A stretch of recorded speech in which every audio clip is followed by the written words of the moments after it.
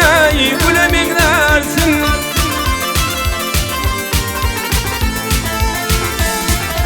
İçim dolu derdine kadınmasana, arasından saylanan hey bana minlersin.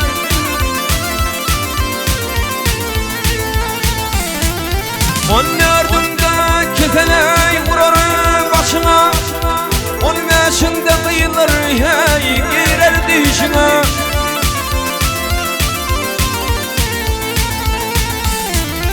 Arzu eylem yesene yürün beşine, büyük dağdan iğneli hey sinemin dersin.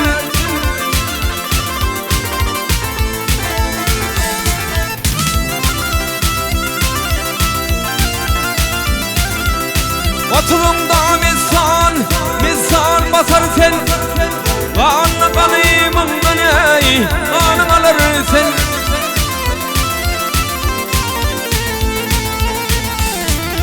Farkında tova yeylem yola gelirsin, bir kervan uğrun hey göçeminlersin.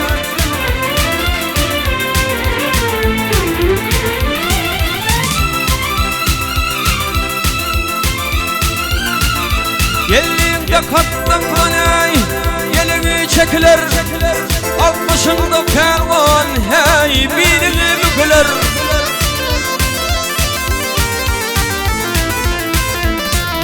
Yetmişinde himam dişleri dökülür, sonası ağlanan hey kalemin dersin.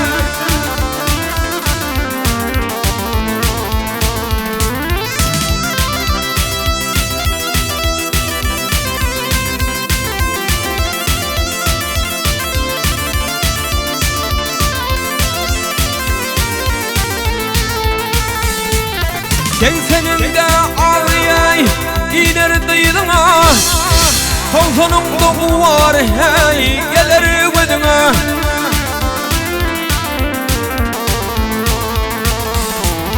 Ey adamlar durdu yay sene dıydına, üstü karanlığı hey göreminlersin.